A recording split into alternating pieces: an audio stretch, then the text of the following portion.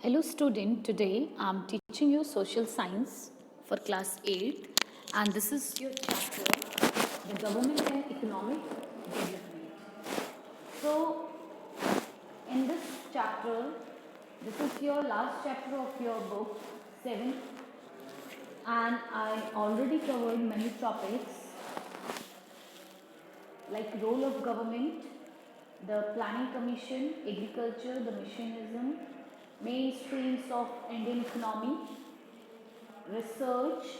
Now in this video I'll explain about infrastructural development.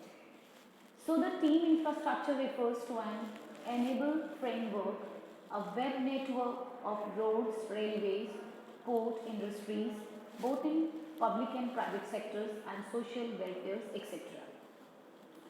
तो अगर हम इंडिया के इंफ्रास्ट्रक्चर की बात करें, सेक्टर्स के इंफ्रास्ट्रक्चर्स की बात करें तो जिसमें रोड है, रेलवेज है, पोर्ट है, इंडस्ट्रीज़ है, जो प्राइवेट और पब्लिक दोनों ही सेक्टर्स के आ जाती हैं, इनके वेलफेयर के लिए काम किया जाता है through the government sector. So on 16th of May 2005, a notification was issued from the Prime Minister office to set up an empowered subcommittee of the Committee on Infrastructure.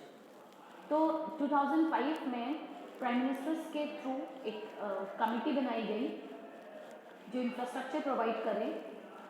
The main objectives of the committee are creation of world class infrastructure, world class infrastructure provide किया जाए, ठीक है, promotion of public private partnership, ठीक है, and to achieve target in time. कोई भी जो main objective बनाया जा रहा है किसी टारगेट को कंप्लीट करने के लिए, वो टारगेट अचीव हो सके, इसके लिए गवर्नमेंट हेल्प प्रोवाइड करती है. Now roads and highways. So roads lead to economic, socio economic development. India has one of the dense network of roads and highways in the world. तो world में जो roadways है वो बहुत ज़्यादा dense network है. is joined together, they will make up a road of about 3.34 million kilometer. अगर इनको ज्वाइन किया जाए तो 3.3 मिलियन किलोमीटर का एरिया कवर हो जाएगा. So the 4-lane golden quadrilateral containing 4 major metropolitan cities of Mumbai, Chennai, Kolkata and Delhi, covering a total length of 5,900 kilometer is on the verge of completion. ठीक है, और जो कि अभी 4 metropolitan cities को जोड़ने वाला जो लेन है वो कंप्लीटेशन के स्टेज में है. 4-lane super highway, the north south east west coordinator covering a distance of about 7,300 kilometer is expected to be completed shortly. और जो north south and east west का जो कॉरिडोर है उसका जो डिस्टेंस कवर होता है वो इसका टोटल है 7,300 kilometre. Okay, now next railways. So railways plays an important role in the transportation of goods and passengers from one region of the country to the another. अब roadways भी एक बहुत ही important role play करता है, ठीक है, जिसमें passenger as well as goods transfer from one place to another place. It brings people together, connecting even remote areas of the country. ठीक है, ये एक ऐसा पर्टिकुलर एरिया है या एक ऐसा पर्टिकुलर नेटवर्क है जो कि रिमोट एरियाज को भी अर्बन एरियाज के कंट्री से जोड़ता है, रीजन से जोड़ता है कंट्री के. International trade and domestic cargo depends on an effective railway network. और जो इंटरनेशनल ट्रेड है, जो डोमेस्टिक कार्गो है, वो भी एक इफेक्टिव रेलवे नेटवर्क से जुड़ा हुआ है. The introduction of the metro trains in Kolkata in 1984 was a major landmark in the history of land transport. और अगर हम मेट्रो ट्रेन की बात करें कोलकाता जो 1984 की है, ठीक है, was a major landmark in the history of land transport. ये बहुत ही मेन रोल प्ले करती है. So Delhi Metro Railway Corporation inaugurated in 2002 opened up a new innovative chapter in changing the face of the capital city, and in 2008 it became the first railway project in the world to be registered by UN Clean Development Missionism. तो जो Delhi metro railway corporation है ये 2002 में inaugurated हुई थी और ये एक चेंजिंग चैप्टर है हमारी कंट्री की, specially to our capital city. Okay, private sector have been given permission to provide container service. ठीक है, तो प्राइवेट सेक्टर को भी इसमें थोड़ा सा लीनियंसी प्रोवाइड कर दी है, रूल एंड रेगुलेशंस कम किए हैं. Now the name of the private agencies which have been permitted to provide container service in India, Railway. Now we will talk about the ports. A port is a place where ships are loaded and unloaded. तो port एक ऐसी particular जगह है जहाँ से हम goods को carry करते हैं और dispatch करते हैं, supply करते हैं, dispatch करते हैं. It plays an important role in raising the import and export of the country. Ports are critical for trade and governance. Ports helps in promoting international trade. तो जो ports हैं वो help करते हैं international trade को करने में भी, and movement of bulky material to far away lands. और bulky जो material होते हैं, बहुत ज़्यादा जो material होते हैं उनको एक जगह से दूसरी जगह पर ये supply करते हैं. Government of India has already decided to upgrade 12 major Indian ports. तो इंडियन गवर्नमेंट ने ऑलरेडी 12 मेजर इंडियन पोर्ट्स को अपग्रेड किया है.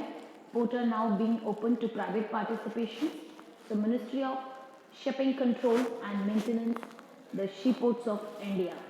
ठीक है, नाउ एयरपोर्ट्स की अगर हम बात करें, air traveller in India has also undergone several changes because of the emergence of the several private sectors air services. The Ministry of Civil Aviation is responsible for the smooth functioning of airports and airlines initially. Okay, तो अगर हम air travels की बात करें तो India में बहुत ज़्यादा इसका चेंजेस हुए हैं, काफ़ी डेवलपमेंट हुआ है. ठीक है, स्मूथ फंक्शनिंग के लिए एयरपोर्ट्स और एयरलाइंस के लिए काफ़ी रिस्पॉन्सिबिलिटीज़ प्रोवाइड की गई हैं सिविल एविएशंस को. ठीक है, the ministry of civil aviations को. सो initially air transport was very expensive and beyond the reach of common people, but nowadays competitive fields have made the air transport affordable. So today there are many private airlines operating in India. Some of them also cooperate outside India and provide a good service. So Indian Airlines and Air India are the two government run air services, while Indigo, Jet Airways, etc. private airlines. Okay, now we'll talk about telecommunication. So telecommunication means India is the 5th largest telecom market in the world. So it involves both public and private sector. It is also a key to rapid economic growth. ठीक है, तो India का 5th largest telecom market है. ठीक है, जिसमें public और private दोनों सेक्टर आ जाते हैं और ये काफ़ी तेज़ी से ग्रोथ कर रहा है. So in recent years India witnessed revolutions in the telecommunication sector. An estimate of about 150% raise in expected in this sector in the next few years, but a large network of infrastructure is required for this purpose. ठीक है, next power sector. So there is a continuous growth in the power sector. अभी power sector का भी जो particular area है वो growth करता जा रहा है.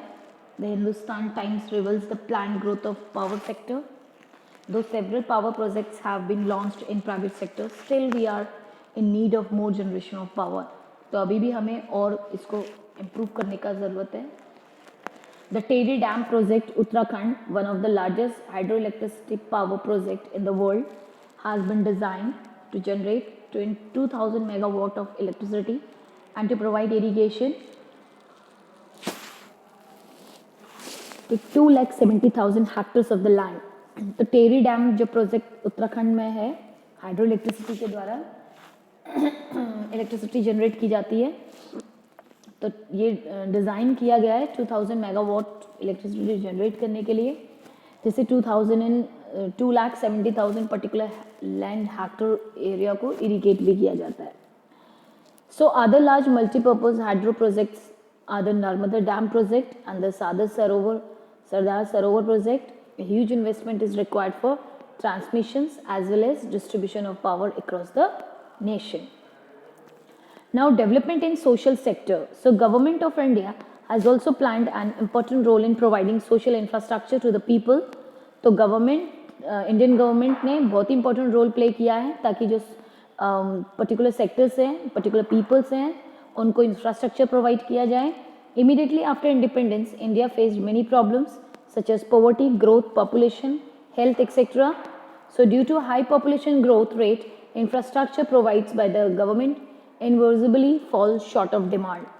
ठीक है, तो गवर्नमेंट ने बहुत सारे इंफ्रास्ट्रक्चर प्रोवाइड किए हैं हाई पॉपुलेशन ग्रोथ रेट की वजह से. ठीक है, डिमांड्स को फुलफिल किया जाता है. ठीक है, तो डिमांड ज़्यादा है बट उसका डिमांड ज़्यादा है और जो इंफ्रास्ट्रक्चर है वो हमारे पास कम है. ठीक है,